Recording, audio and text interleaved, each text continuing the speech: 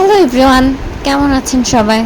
আমরা অনেকেই ব্রয়লার মুরগিটা গন্ধ লাগে বলে খেতে চাই না, কিন্তু কিছু নিয়ম আর কিছু ট্রিক্স অ্যাপ্লাই করে রান্না করলে এই ব্রয়লার মুরগিতে কিন্তু কোনো গন্ধ থাকে না।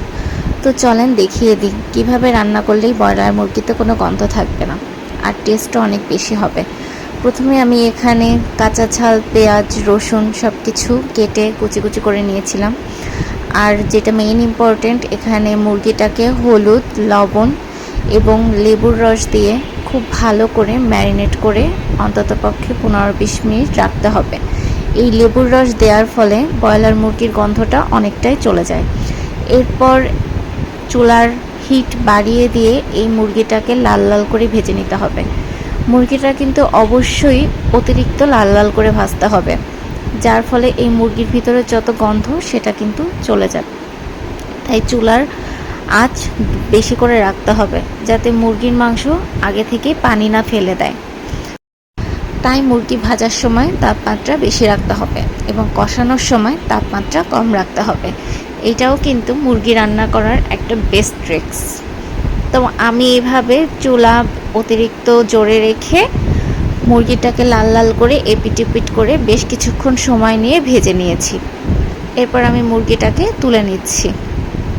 এরকম কিছু ছোট ছোট জিনিস অ্যাপ্লাই করলে এই ব্রয়লার মুরগির টেস্ট অনেক বেশি হবে আর কোনো রকম গন্ধ থাকবে না।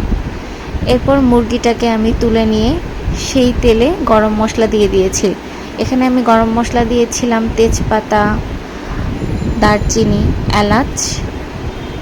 তারপরে গরম মশলা ভালোভাবে তেলের সাথে ভেজে নিয়ে যখন গরম মশলার একটা গন্ধ আসবে, এর মধ্যে দিয়ে দিতে হবে কাঁচা ঝাল, পেঁয়াজ এবং কিছুটা থেতো করা রসুন।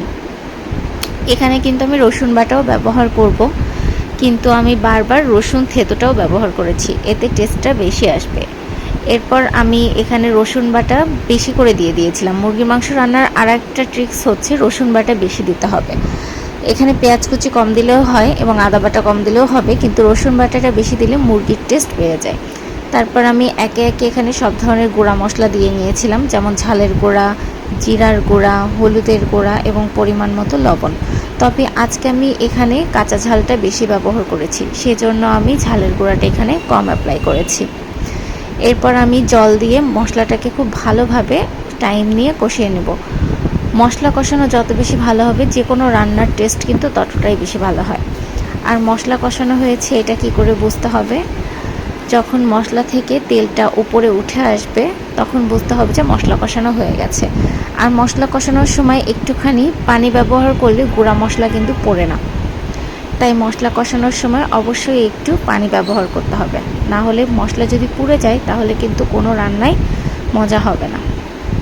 এরপর আমি ভালোভাবে কয়েকবার পানি দিয়ে দিয়ে মশলাটাকে একদম খুব ভালোভাবে তেল উঠে আসা পর্যন্ত কষিয়ে নিয়েছি। এই যে মশলা কষানো হচ্ছে,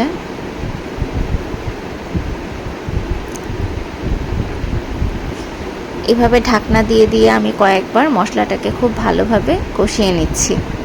এরপর আমি ভেজে রাখা মুরগিটা দিয়ে দিলাম। ভেজে রাখা মুরগিটা দিয়ে কিন্তু আমি অনেক সময় নড়ে কষাচ্ছি, যেমন 1 ঘন্টা 45 মিনিট, অন্ততপক্ষে 45 মিনিট মুরগিটাকে তো অবশ্যই কষাতে হবে। কারণ যত সময় নিয়ে মুরগি কষানো যায় মুরগির টেস্ট কিন্তু তত বেশি হয়। তাই মুরগি কষানোর সময় অবশ্যই ধৈর্য নিয়ে আস্তে আস্তে মুরগিটাকে কষিয়ে নিতে হবে। এরপর আমি কয়েকবার ঢাকনা দিয়ে দিয়ে মুরগিটাকে কষিয়ে নিয়েছি। মুরগি কষানোর সময় কিন্তু আমি এক্সট্রা কোনো জল ব্যবহার করি নাই, কারণ জল ব্যবহার করলে মুরগি কিন্তু পানসা লাগবে। তাই জল ছাড়াই মুরগিটাকে খুব ভালো করে কষিয়ে নিতে হবে। আমি এখানে একটা এক্সট্রা আস্ত রসুন দিয়ে নিয়েছিলাম। এরপর মুরগি কষানো হয়ে গেলে এর মধ্যে ভেজে রাখা আলু দিয়ে দিতে হবে। আলুটাকে আমি হলুদ আর লবণ দিয়ে সামান্য একটু লাল লাল করে ভেজে নিয়েছিলাম। তো আলুটাকে দিয়ে মুরগিটা আমি আবার 10 মিনিটের মতো কষিয়ে নেব। তারপর এই যে পরিমাণ মতো জল দিয়ে নিলাম। জল দিয়ে মুরগিটাকে বেশ কিছুক্ষণ ধরে ফুটিয়ে নিলেই কিন্তু আমার মুরগি রেডি হয়ে যাবে। এভাবে রান্না করলে ব্রয়লার মুরগিতে কোনো গন্ধ থাকবে না। এই যে আমার মুরগির ফাইনাল লুক।